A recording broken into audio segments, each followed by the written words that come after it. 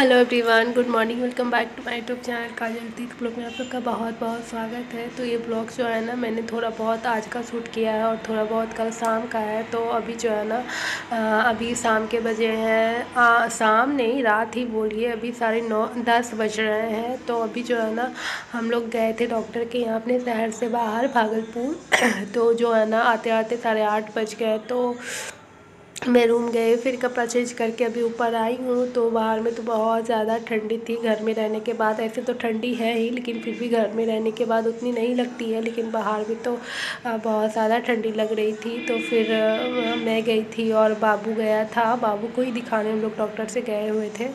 तो उसको जो है ना कान में मतलब सर्दी खांसी तो थी ही, लेकिन मेडिसिन उसका चल रहा था, लेकिन उसको कान में भी मतलब थोड़ा बहुत पहले का जख्म था।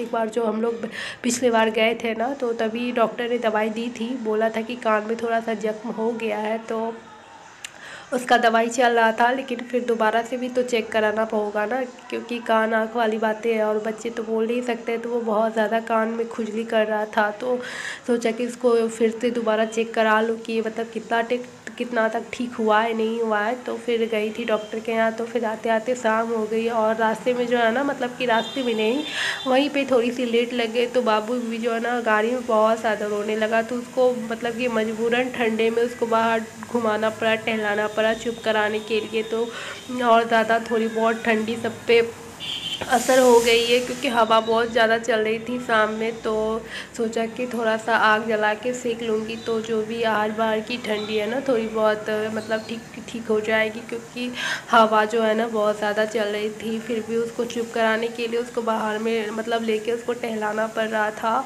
तो इसीलिए तो आते आते खाना तो बन गया। तो मम्मी ने खाना बना के रखा हुआ था, तो देखूँ क्या बना है। तो देखो यहाँ पे बंधा आलू मटर की सब्ज़ी बनी हुई है, और यहाँ पे रोटी भी मम्मी ने बना के रख दी है, क्योंकि हम लोग को लेट हो जाती, इसीलिए मम्मी ने सोचा बना के रख देती हूँ। तो यहाँ पे खाना बन गया, लेकिन अभी किसी ने खाया नहीं है। पहले ना थोड़ा बहुत आग सब सेक लेंगे, उसके बाद तो फिर खाना पीना होगा। तो राजदीप के पापा आग वहाँ पे जला रहे थे, आप लोगों ने देखा। तो अभी प्रॉपर आग जली नहीं है, थोड़ा बहुत धुआं भी हो रहा है। तो बाबू अभी दूसरे रूम में है, वो भी जगा हुआ है गाड़ी पे। फिर आते आते ना वो सो गया था, लेकिन फिर जब यहाँ पे आया ना तो फिर वो जग गया। तो थोड़ी बहुत ठंडी के कारण ना गले में खराश भी हो रही थी, तो सोचा कि थोड़ा सा गलाला कर लूँगी। तो यहाँ पे देखो मैंने पानी चढ़ाया हुआ है गलाला के लिए, और राजू के पापा भी बोले कि मेरे लिए भी थोड़ा सा दे देना। तो फिर दोनों के लिए मैं यहाँ पे पानी रख रही हूँ। उसके बाद जो है ना पानी गर्म होने के बाद मैं भी थोड़ा सा गलाला कर लेती हूँ। गलाला करने के बाद जो है ना मतलब खांसी में बहुत ज़्यादा राहत होती है। और यहाँ पे देखो मैं पानी गर्म करके गलाला कर रही हूँ।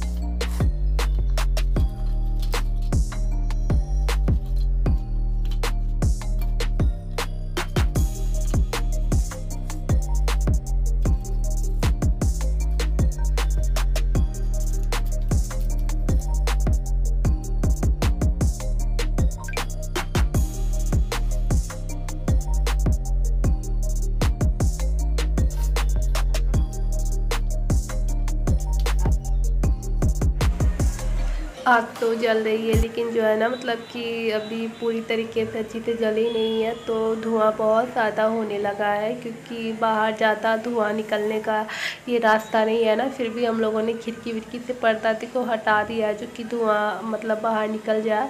लेकिन थोड़ी बहुत आग जलाने के बाद धुआं तो हो ही जाती है ना, लेकिन जो है ना थोड़ा सा मतलब कि कागज़ जला के कर रहे हैं ना, तो थोड़ा ज़्यादा ही धुआं हो गया अभी। और देखो अभी सारा मतलब कि इधर उधर धुआं हो गया था, तो अभी जो है ना अच्छे से अभी जल गई है आग।